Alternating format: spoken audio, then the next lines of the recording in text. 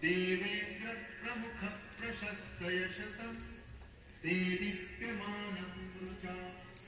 सुग्रीवादि समस्त वानरयुतं सुव्यक्ततत्त्वप्रियरुवीरासनस्थं मौनं भक्तानामिष्टदं तं वज्राङ्गं पिङ्गलावारपराक्रमं वामहस्ते कल्पमहीरुहम् अभयं वरदं दोर्भ्यां नमस्ते रामपूजितः प्रस्थानं च करिष्यामि सिद्धिर्भवतु मे सदा यो वैकुण्ठतत्त्वप्रियः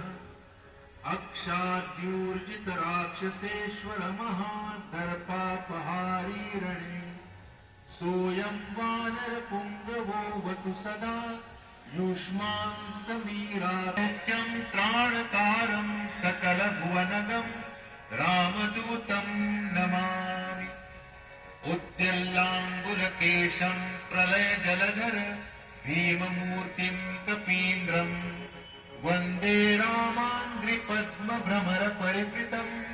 तत्त्वसारं प्रसन्नं वज्राङ्गं वज्ररूपं कनकमयलसत् कुण्डलाक्रान्तगण्डं रामदूतम्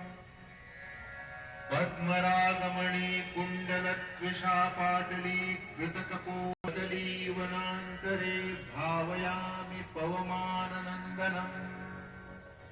इति वदति विशेषाद्राघवो राक्षसेन्द्रम् प्रमुदितवरचित्तो रावणमानः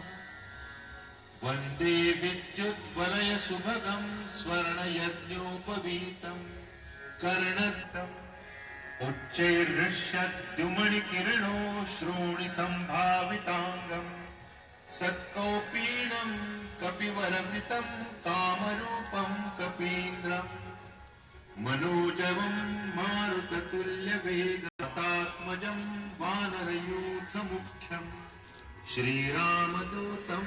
सततं स्मरामि स्वाहा ॐ रुद्रमूर्तये शिखायै वखट् ॐ रामदूताय कवचाय हुं ॐ हनुमते नेत्रत्रयाय वौ ॐ वायुसूनवे तर्जनीभ्यां नमः ॐ रुद्रमूर्तये मध्यमाभ्यां नमः ॐ वायुसूनवे अनामिकाभ्यां ॐ अग्निगर्भाय करतलकरपृष्ठाभ्यां नमः अथ मन्त्र उच्यते ॐ ऐं ह्रीं श्रीं ह्रां महाबलपराक्रमाय भूत महामारी यक्ष